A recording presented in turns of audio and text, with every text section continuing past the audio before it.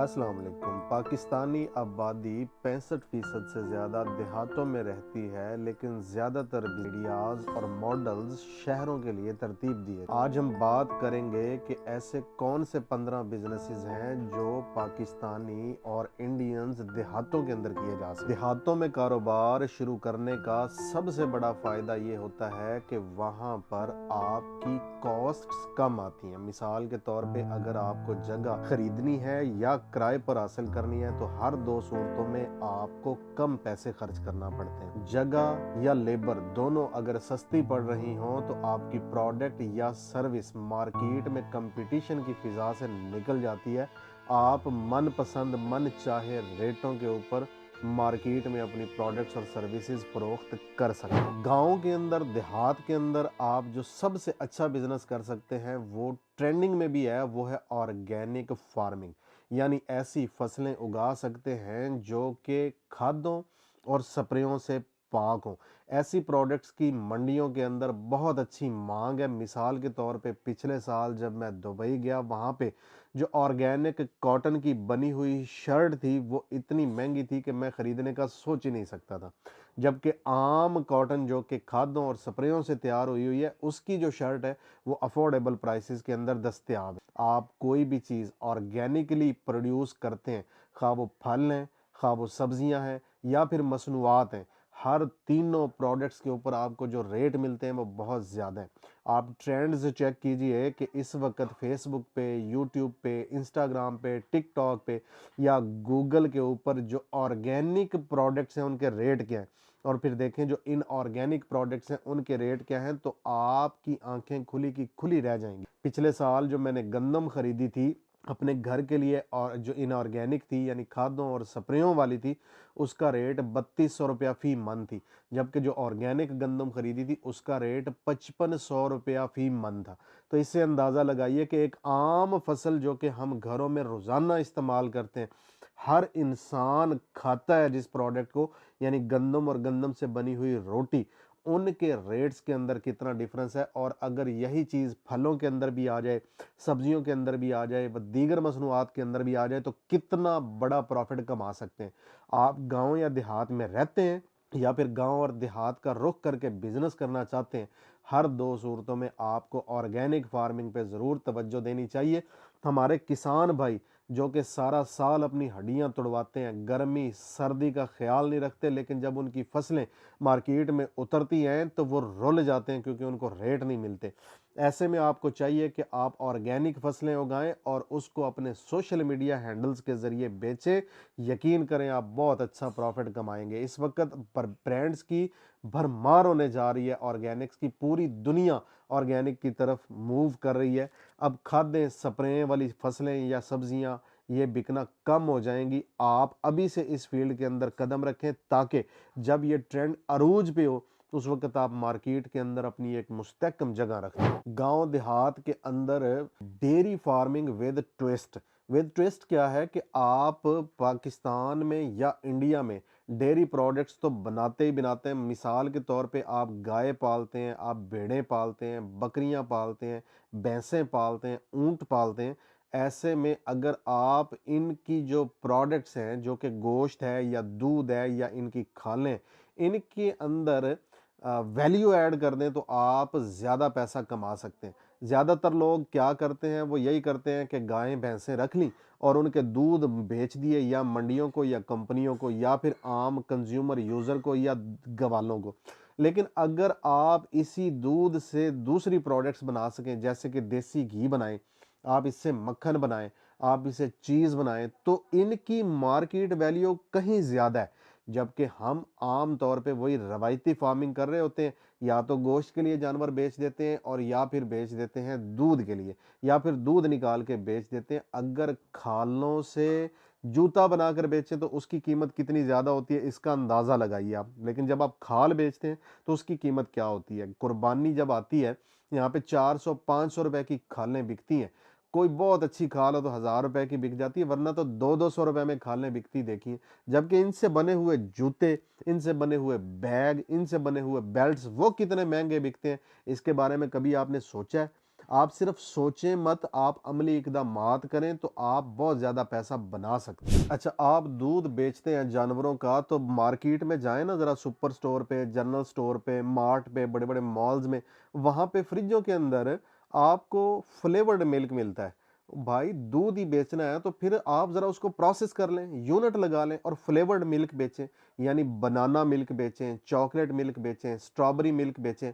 200 ml का जो packet है वो बिकता है कितने का पता है आपको? ₹125 का, ₹150 का। कम से कम प्राइस जो मैंने देखी है ना वो ₹85 देखी है। तो भाई जब फ्लेवर्ड ड्रिंक ₹85 में बिकता है 200 ml, तो आप 1 लीटर दूध ₹100 का क्यों बेचते हैं? उसमें से 5 पैकेट निकाल के क्यों नहीं बेचते? ₹850 लीटर क्यों नहीं बेचते? बेचने के लिए आपको थोड़ी-सी रिसर्च करनी है। कुछ आपने वीडियोस देखनी है, या जो ऑलरेडी काम कर रहे हैं उनको विजिट करना है। आप इंडियंस वीडियोस देखें, आप पाकिस्तानी वीडियोस देखें, आप अमेरिकन वीडियोस देखें, आप थाईलैंड की वीडियोस देखें, आप जापानीज़ की वीडियोस देखें। किसने कहा है कि आप सिर्फ पाकिस्तानी वीडियोस देखें?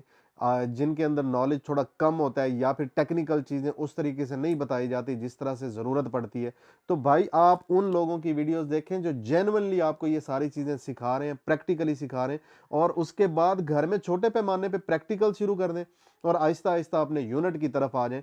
ये यूनिट लगाए जा सकते हैं, वैल्यू ऐड की जा सकती है, पैसे पहले से ज़्यादा कमाए जा सकते हैं, कोई मुश्किल काम नहीं है। हिम्मत मर्दा मद्दे खुदा, उठ बांध कमर क्या डरता है, फिर देख खुदा क्या करता है। आप अगर हिम्मत करेंगे ना तो पैसे की तो बरसात होने लग जाएगी। थोड़ा सा बस हौसला रखें, आप इंशाल्लाह पैसा कमाने लगेंगे। देहातों के अंदर फसलें काश्त की जाती हैं, पानी की बड़ी कमी और किल्लत है। मेरे गांव में 17 से 18 मिनट पानी मिलता है 1 एकड़ को, जबकि 1 एकड़ को भरने के लिए जो पानी रिक्वायर्ड होता है वो 70 मिनट होता है। इसका मतलब समझते हैं आप? ये जो कमी है ये ट्यूबवेलों से पूरी की जाती है, और ट्यूबवेल बिजली के ऊपर इतने महंगे हो गए हैं कि अब लोग अपने ट्रैक्टर बेच के, जमीनें बेच के बिल भरने पे मजबूर हो चुके हुए हैं। इसी वजह से मेजॉरिटी लोग अब सोलर के ऊपर शिफ्ट हो रहे हैं। अगले 5 सालों के अंदर आपको बिजली वाला ट्यूबवेल नजर नहीं आएगा, ये सब सोलर के ऊपर शिफ्ट हो जाने हैं। और सोलर पे अगर शिफ्ट होने हैं तो इनको प्लेटें चाहिए, इनको वीएफडी चाहिए, इनको केबलें चाहिए, इनको स्टैंड चाहिए, इनको नट बोल्ट चाहिए, काबले चाहिए, और इनको फिटिंग करके देने वाले बंदे चाहिए। अगर आप देहातों में इन्वेस्ट करना चाहते हैं और पैसा थोड़ा सा ज़्यादा इन्वेस्ट करना चाहते हैं तो फिर आपको सोलर इंस्टॉलेशन बिजनेस में आ जाना चाहिए। ये तीसरा बिजनेस आइडिया मैं आपको ऐसा बता रहा हूँ जो सदाबहार है, जिसने चलना ही चलना है। लोगों को प्रॉब्लम्स भी आने हैं और लोगों ने इसको इंस्टॉल भी करना है। आप इंस्टॉलेशन के बिजनेस में आए, आप सोलर प्लेटों के बिजनेस में आए, आप वीएफडी के बिजनेस में आए, आप लोगों को सर्विस देने की बिजनेस में आए। यानी जिनके ट्यूबवेल चलते चलते बंद हो जाते हैं, खराब हो जाते हैं, वीएफडी खराब हो जाती है, सोलर प्लेटें टूट जाती हैं, क्रैक आ जाते हैं, या उनकी तारें गल सड़ जाती हैं, या उनके स्टैंड टूट जाते हैं, ये सारी चीजें प्रोवाइड करना शुरू कर दें। हर गांव के अंदर मैं आपको बता रहा हूं 5 से लेके 15 तक ट्यूबवेल लगने ही लगने हैं, क्योंकि इसके बगैर मुस्तकबिल में आपकी ज़राअत चल ही नहीं सकती।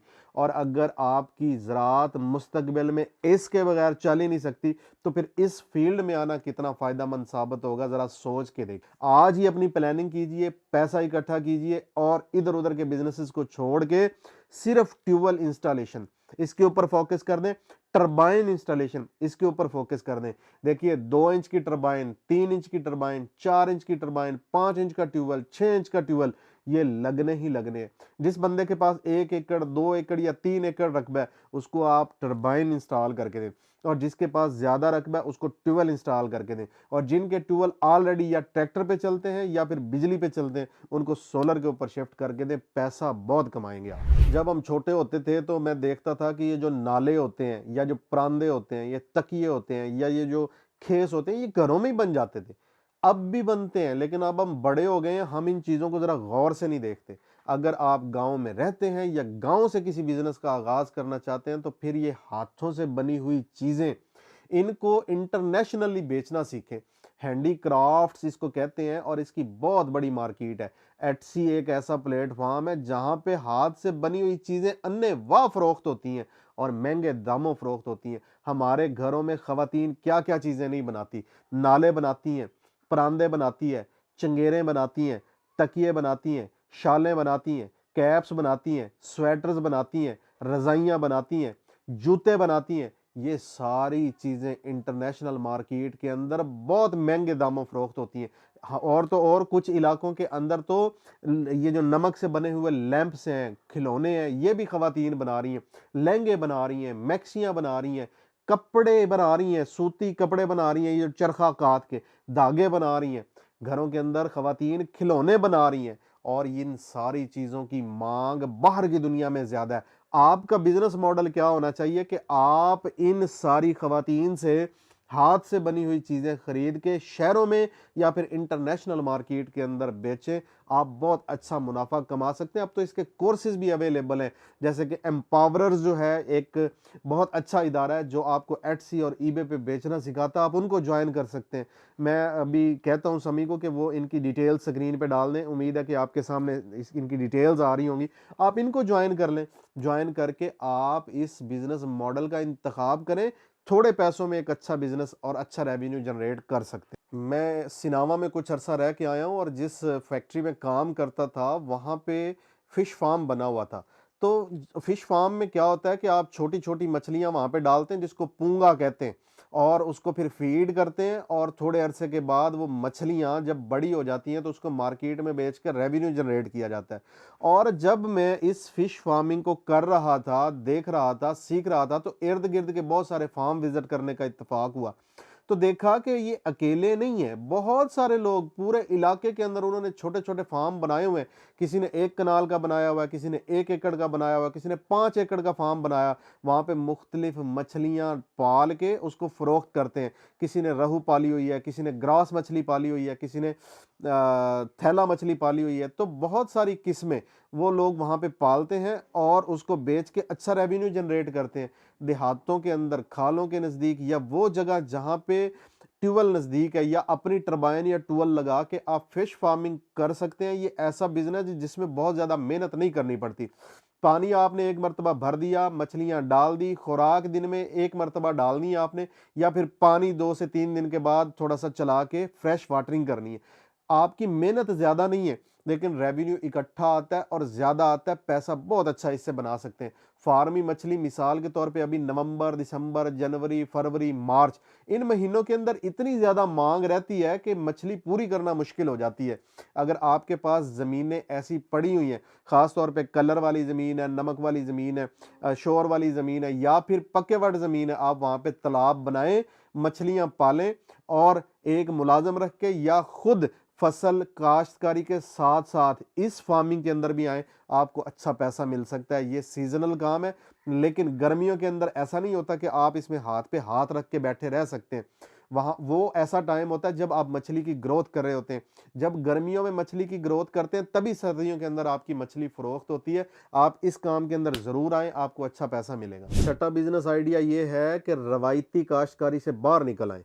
कब तक आप कपास उगाते रहेंगे, कब तक आप गंदम उगाते रहेंगे, कब तक आप मकई उगाते रहेंगे, आलू उगाते रहेंगे, चावल उगाते रहेंगे। ये नहीं कहता कि ये ना उगाएं, ये पाकिस्तान की रीढ़ की हड्डी और बुनियादी ज़रूरतें हैं, ये ज़रूर उगाएं। लेकिन अगर आप 5 एकड़ के काश्तकार हैं तो कम से कम आधा एकड़ तो जड़ी बूटियां उगाएं, ऐसी चीज़ें उगाएं जिससे दवाइयां बनती हैं। ये महंगे दामों फरोख्त होने वाली आइटम्स की काश्तकारी जब तक आप नहीं करेंगे तब तक आप प्रॉफिटेबिलिटी की तरफ नहीं जाएंगे। काश्तकारी जरूर करें, लाजमी करें। आलू भी उगाएं, चावल भी उगाएं, कपास भी उगाएं, गंदम भी उगाएं, मकई बाजरा भी उगाएं, लेकिन साथ में कीमती जड़ी बूटियां भी उगाएं। आप वीडियोस देखें, पूरे पूरे कोर्सेज पढ़ें, लोगों के व्लॉग्स पढ़ें, ऐसे ऐसे सिंसियर लोग पढ़ें जो आपको मुफ्त में ट्रेनिंग दे रहे हैं कि आपने इन चीज़ों को काश्त कैसे करना है, आपने इन चीज़ों को अपनी प्रोडक्ट में कन्वर्ट कैसे करना है और इन चीज़ों को फ़रोख्त कैसे और कहाँ करना है। आप जब अपना मोबाइल पे जो टाइम है उसको ऐसे स्क्रॉल कर रहे हैं, टाइम ज़ाय करें, टाइम ज़ाय करने की बजाय इन चीज़ों के ऊपर गौर करें, इन चीज़ों के ऊपर रिसर्च करें तो आप ज़्यादा पैसा कमा सकते हैं, रेवेन्यू जनरेट कर सकते हैं। ये वो बिज़नेस मॉडल है जिसके ऊपर जिन जिन लोगों ने भी काम किया वो बहुत जल्दी अमीर हो गए। अगला जो बिज़नेस आइडिया है वो है मोबाइल वेटरनरी सर्विसेज, यानी आपके जानवर जो बीमार हो जाते हैं उनको डॉक्टर के पास लेके जाना पड़ता है या डॉक्टर को लेके आना पड़ता है। ऐसे में आप कैरी डब्बा या फिर एक हाई एस इसके अंदर मोबाइल हॉस्पिटल बना लें डॉक्टरों का और सर्विसेज प्रोवाइड करना शुरू कर दें। उनका बुखार चेक करना, उनके ऑपरेशन करना, उनको दवाइयाँ पहुँचाना या फिर अगर ज़रूरत पड़े तो उनको एडमिट करना। ये वो सर्विसेज हैं जो पाकिस्तान में हर ज़िम्मेदार की ज़रूरत है, हर उस शख्स की ज़रूरत है जिसने जानवर पाल रखे हैं। लेकिन होता क्या है कि या तो सरकारी डॉक्टर्स आते हैं या प्राइवेट डॉक्टर आते हैं और उसके लिए इंतज़ार बहुत करना पड़ता है। इमरजेंसी सर्विसेज तो बिल्कुल मौजूद नहीं है। और अगर सरकारी डॉक्टर या प्राइवेट डॉक्टर्स भी आते हैं तो वो या महंगे होते हैं या फिर टाइम ज़्यादा नहीं दे पाते। अगर आप ऐसा सिस्टम बना लें कि जानवरों की केयर बिल्कुल वैसे ही की जाए जैसे कि इंसानों की जाती है, तो आपकी क्लाइंटेज दिनों में बढ़ने लगेगी। आपको मार्केटिंग करने की ज़रूरत ही नहीं रहेगी। ज़िम्मेदार को बताता है कि मेरा जानवर जब बीमार हुआ था तो मैंने किससे इलाज करवाया था। ये जानवर सस्ते नहीं होते हैं, ये बहुत महंगे होते हैं। लोगों के पास जो गायें होती हैं 4-4, 5-5 लाख रुपए की गाय होती है। भैंसें जो होती हैं वो 3-3, 4-4, 5-5, 8-8 लाख तक की भैंसें होती हैं। बकरियां जो होती हैं ये भी कोई सस्ती बकरियां नहीं होती हैं। जो लोगों ने शौक से परिंदे पाले होते हैं उनका तो मोल ही नहीं होता। कहते हैं ना शौक का कोई मोल नहीं होता। बिल्कुल शौक का कोई मोल नहीं होता है, ये अनमोल होते हैं। लेकिन उन लोगों के प्यारे जानवर मर जाते हैं तड़प तड़प के या फिर काटू मार जाते हैं गोश्त की सूरत में। क्यों? क्योंकि उनको अच्छी और बरवक्त सर्विसेज मुहैया नहीं हो सकी। आप इस सर्विसेज बिजनेस में आए, इंशाल्लाह अच्छा पैसा बनाएंगे। अब सियाहत भी बड़ी तेजी के साथ जोर पकड़ रही है। गांव देहातों के अंदर लोग रात गुजारना चाहते हैं लेकिन स्टेज ही नहीं है, वो रह ही नहीं सकते वहां पे। क्यों? क्योंकि ऐसी सर्विसेज मुहैया करने वाले लोग ही नहीं है, और अगर हैं तो वो महंगे बहुत हैं। आप देहात में रहते हैं, रकबा भी आपके पास है, 1 एकड़ को आप 4 दीवारी कच्ची करके कच्चे कमरे बना के वहां पे घास लगाएं, पौधे लगाएं, वहां पे बकरियां रखें, मोर रखें, कबूतर रखें, मुर्गियां रखें और उसको मार्केटिंग करें कि आप यहाँ पे आके रात गुजार सकते हैं। वो लोग जो शहरों की ज़िंदगी से या मसरूफियत की ज़िंदगी से तंग आ चुके हैं, उनको एक रात मुनासिब दाम पे सिक्योर माहौल के अंदर रहने को मिले तो लोग आएंगे। वहीं पे आप खाने का इंतज़ाम कीजिए कि लोग खुद अपना खाना बना सकते हैं। वहाँ पे साग भी मिलता हो, वहाँ मक्खन भी मिलता हो, वहाँ पे देसी घी भी मिलता हो, वहाँ पे लस्सी भी मिलती हो। आप अपनी प्रोडक्टें भी वहाँ पे बेचें और वहाँ पे लोग अपने खाने खुद बनाएं। तो यकीन मानिए ये लोग जब वहाँ पे आके रहेंगे, वीडियोस बनाएंगे, तस्वीरें बनाएंगे, तो आपकी मार्केटिंग तो वो खुद ही कर रहे होंगे। आप अपने देहातों के अंदर ऐसे डेरे बनाएं जहाँ पे लोग आके रात गुजार सकें। फेसबुक पे, यूट्यूब पे, टिकटॉक पे, इंस्टाग्राम पे मशहूरी करें। पैसा लगा के कस्टमर्स को, ग्राहकों को अट्रैक्ट करें और अपने देहात के अंदर उनकी रातें गुजारने का इंतज़ाम करें। लोग जौक दर जौक आते हैं, अपनी फैमिलियों के साथ आते हैं, देहात को बड़ा ही मिस करते हैं, लेकिन अब उनके पास रहने के लिए ऐसी जगह नहीं है जहाँ पे वो आके कुछ टाइम गुजार सकें, नेचर के करीब रह सकें। जो जितना अच्छा डेरा बनाएगा, जो जितनी अच्छी सर्विसेज फराहम करेगा और जितने मुनासिब रेट लेगा, उसका डेरा उतना ज़्यादा तेज़ी के साथ आगे बढ़ता चला जाएगा। जी, पिंड के अंदर एक और काम भी किया जा सकता है। वो कौन सा? देखें, हर बंदा जो ज़िम्मेदारा करता है उसको ज़रूरत रहती है टूल्स की, औज़ारों की, लेकिन औज़ार नहीं होते। आप कुछ भी ना करें, आप अपनी एक हवेली के अंदर हर तरह के जदीद औज़ार रख लें। उसमें अच्छे से अच्छा हल हो, रूटावेटर हो, कराहा हो, उसके अंदर गोडी करने वाली मशीनें हों, गंदम काटने वाली मशीनें हों, वहाँ पे छल्ली का दाना निकालने वाली मशीनें हों। हर तरह की मशीन आप अपने पास स्टोर कर लें, टूल्स, और उसकी मार्केटिंग कर दें। इर्द गिर्द के 5 से 10 गांव तक के लोग ट्रैक्टरों पे आके आपके टूल्स औजार किराए पर लेकर जाया करेंगे। आप खुद अपना ट्रैक्टर रखें, एक नहीं रखें, ज़्यादा रखें और लोगों को यही सर्विसेज फराहम करना शुरू कर दें।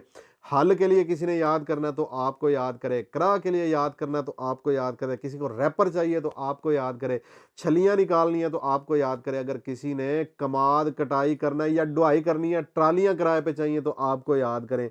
ये रेंट अ टूल का बिजनेस बहुत अच्छा हो सकता है, लेकिन लोग करते नहीं।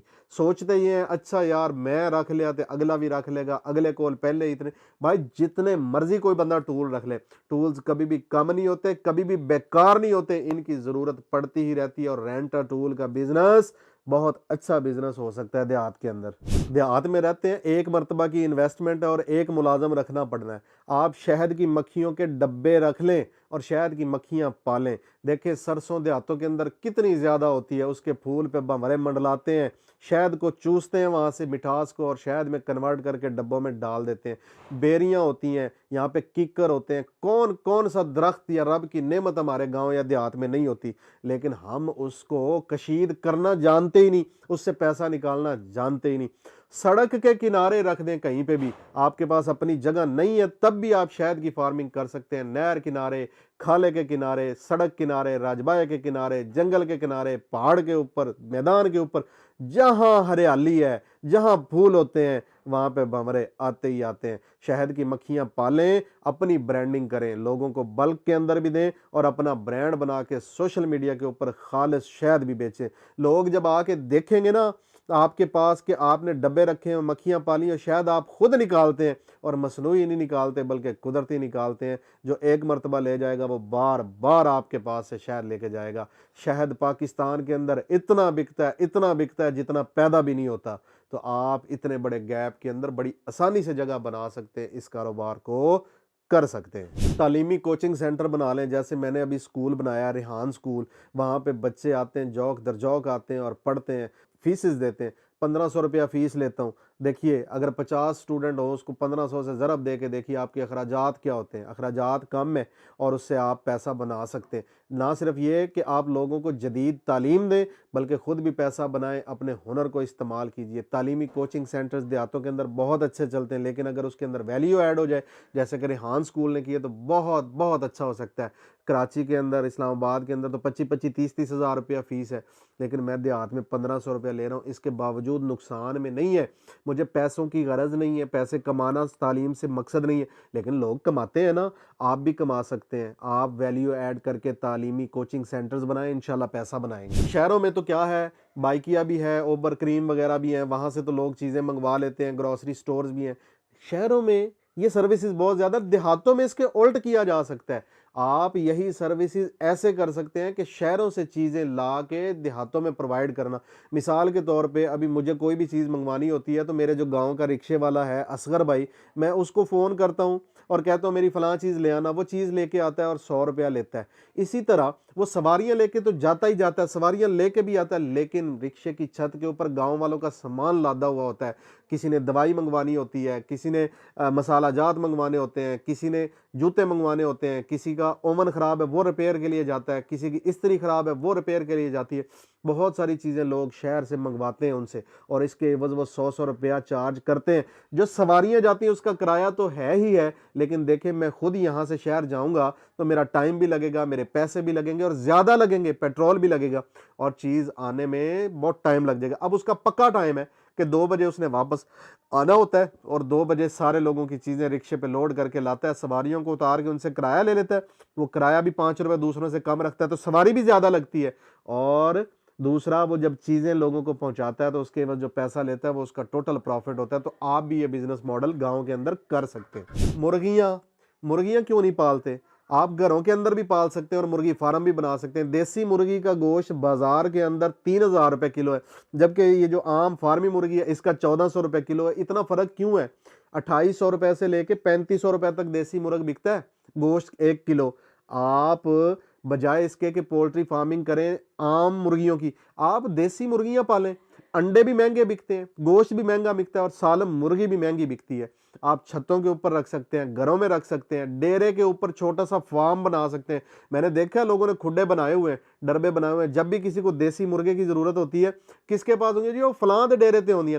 आप अपने डेरों पे देसी मुर्गियां पालें और जरा बड़े पैमाने पे पालें, और गोश्त का काम कर दें अगर देसी मुर्गियों के, तो वो तो और ज्यादा अच्छा है। और अगर उसकी कढ़ाई बना के बेचना शुरू कर दें तो उससे और ज्यादा पैसा बना सकते हैं। मोबाइल मरम्मत करवाने के लिए शहरों में जाना पड़ता है ना, अगर गाँव के अंदर, देहात के अंदर ही इसकी दुकानें बन जाएं तो कैसा रहेगा? अगर आप मोबाइल दुकान बना लें, यानी लोगों को मार्केटिंग के जरिए ये बताने में कामयाब हो जाएं कि हफ्ते वाले दिन मैं फलां गांव में मोबाइल रिपेयर करता हूं, इतवार को फलां गांव में करता हूं, 7 दिन होते हैं हफ्ते में, और 7 ही गांव अगर आप कवर कर लें तो आपके जाने से पहले पूरे हफ्ते में इतने ऑर्डर्स पड़े हुए होंगे कि आपको कहीं और जाने की जरूरत ही नहीं है। आप मोबाइल रिपेयरिंग का काम सीखें, एक कैरी डब्बे के अंदर अपनी वर्कशॉप सेट करें और इसको 7 गाँव के लिए फिक्स कर दें। उसके ऊपर स्पीकर भी लगाओ और आपका जो कैरी डब्बा है उसके ऊपर ब्रांडिंग भी हुई हो कि आप फलां दिन फलां गाँव के अंदर मोबाइल रिपेयर करते हैं और फलां दिन फलां गाँव के अंदर।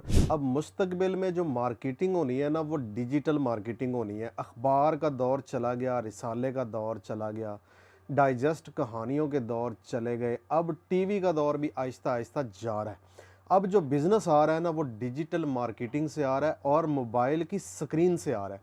आप देहात में रहें या शहर में रहें, पाकिस्तान में रहें या यूरोप में रहें, इंडिया में रहें या कनाडा में रहें, हर जगह जो वॉच टाइम है या स्क्रीन टाइम है वो मोबाइल का बढ़ चुका हुआ है। अब लोग, सारिफीन, कस्टमर्स, ये सब अपना टाइम मोबाइल की स्क्रीन पे ज़्यादा गुजारते हैं।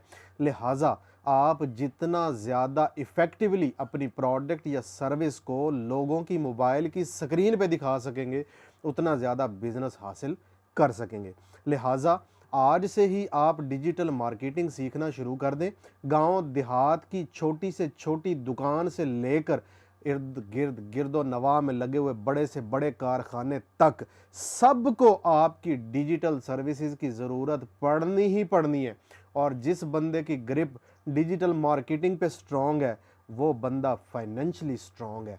याद रखिए, फाइनेंशियल फ्रीडम हासिल करना चाहते हैं तो आपको डिजिटल मार्केटिंग के ऊपर अपनी ग्रिप मजबूत करनी पड़ेगी। लोकल मार्केट में रहते हैं और सेल्स के अंदर आपको परेशानी का सामना है, ऐसे में आप शाहिद हुसैन जोया की लिखी हुई लोकल मार्केट की आप बीती यानी कि सेल्स बीती का मुताला ज़रूर करें। यह किताब है जो कि आप BTMart.pk से ऑर्डर कर सकते हैं कैश ऑन डिलीवरी के ज़रिए।